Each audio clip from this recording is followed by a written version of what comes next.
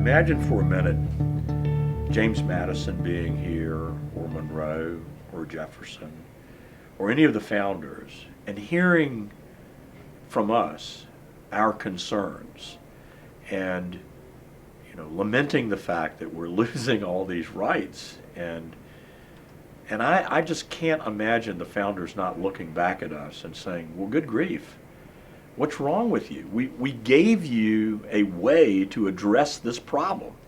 That's why we wrote the Article 5 provision, to ensure that states could also have a convention in order to deal with the situations which might arise where the federal government becomes so powerful that the constitutional rights and privileges of the states would be hampered, or the rights of the people would be destroyed.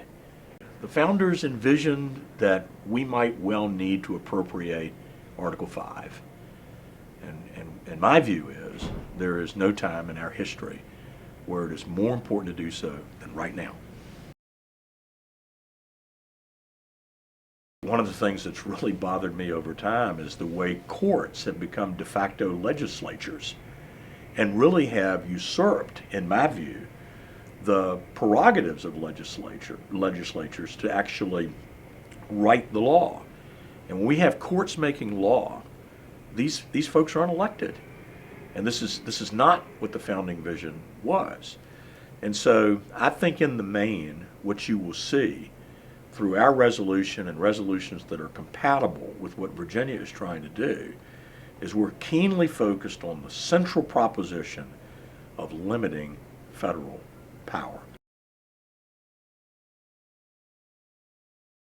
In 2008, during the fiscal crisis in the country, when people awoke to the fact that we were bailing out banks and that we were near bankrupt in the country, people got very concerned about how did we get here?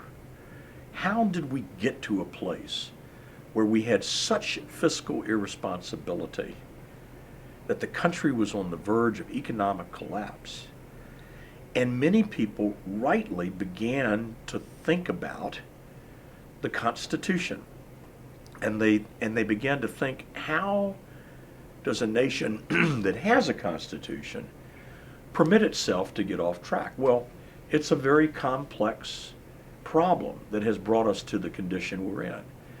You've had a degradation of constitutional law in Supreme Court decisions. You've had certain elements of government abrogate their responsibilities. I mean, the legislature allows executive overreach. The executive is, in fact, overreaching. The courts are writing laws. And I think a lot of people saw this and knew instinctively it wasn't right, and then something magical happened. People began to read the Constitution. And as they began to read the Constitution, they saw that in juxtaposition to the reality that we see today, and thought, my gosh, we've got to take action. We've got to do something.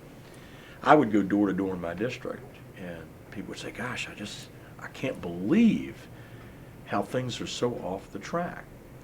And back in, I think it was 2013, when I was running for re-election, I began to test this idea a little bit. And I started talking to people, and I said, have you heard about this Convention of States movement? No, I haven't heard about that. And I would share a little bit of information about them. And no sooner than I would share the information, most people would say, I want to help. You see, people have a desire to fix the problem. The Tories don't want to fix the problem. They want to complain about the problem. Now it's time to fix the problem. And I am utterly convinced that the vast majority of Americans, when they understand how this works, will support it. Because you know what they do understand? They understand what's at stake. They understand that if we take no action, we will lose our freedoms.